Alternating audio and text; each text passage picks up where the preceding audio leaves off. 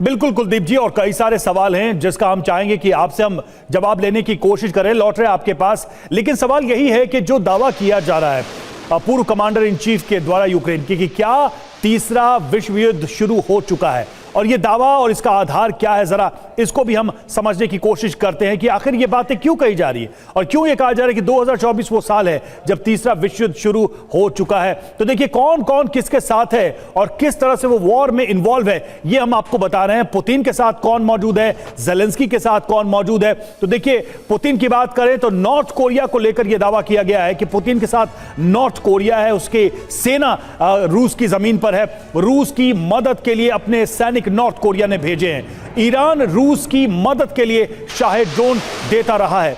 चीन की बात करें तो घातक हथियारों के उत्पादन में वो मदद कर रहा है। अब देखिए इस तरह से इसका विस्तार, जो दावा किया जा रहा है कि इसका विस्तार काफी दूर तक जा चुका है, नॉर्थ कोरिया और चाइना तक पहुंच गया है, वो भी इन्वॉल्व हैं। हम अपने मेहमानों के पास जाएंगे। चतुर्वेदी सर, अब जो ये दावा है, इस बात को तो बहुत पहले से कहा जा रहा था। रूस ने, मुझे याद है, शुरुआत में यह बात कही थी कि भाई नाटो के सैनिक, अमेरिकन सोल्जर्स और जो मर्सिनरीज हैं वो भी यूक्रेन की सेना की वर्दी में लड़ रहे हैं। अब वही रिवर्स दावा हम ये देख रहे हैं कि दुनिया के कई देश रूस के साथ इस वॉर में इन्वॉल्व हो गए हैं। क्या 24 में ये वर्ल्ड वॉर का फर्स्ट स्टेज माना जाए? रवि, जो एक एनालिसिस आपने की है वो बहुत सुंदर है। अगर उस पॉइंट ऑफ व्यू से देखा जाए तो of course it is Russia और यूक्रेन की लड़ाई नहीं है, ये मच बियॉन्ड है।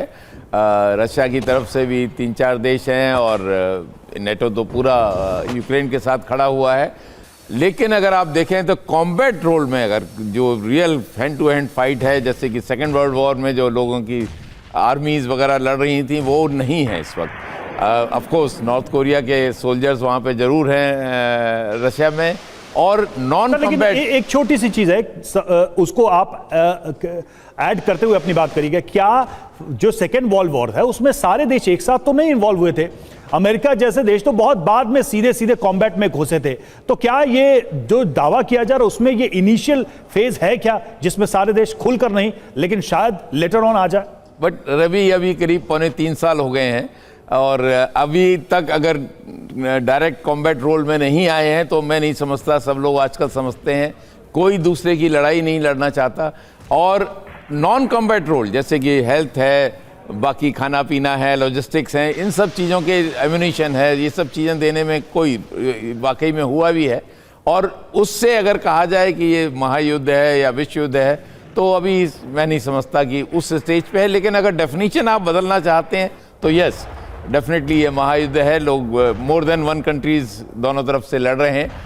एज फार एज परमाणु बम के इसमें यूज़ होगा या नहीं होगा, जो आपने शुरू में एक ये पॉइंट उठा था, मैं नहीं समझता कि परमाणु युद्ध कोई भी रैशनल थिंकिंग लीडर कभी यूज़ करेगा।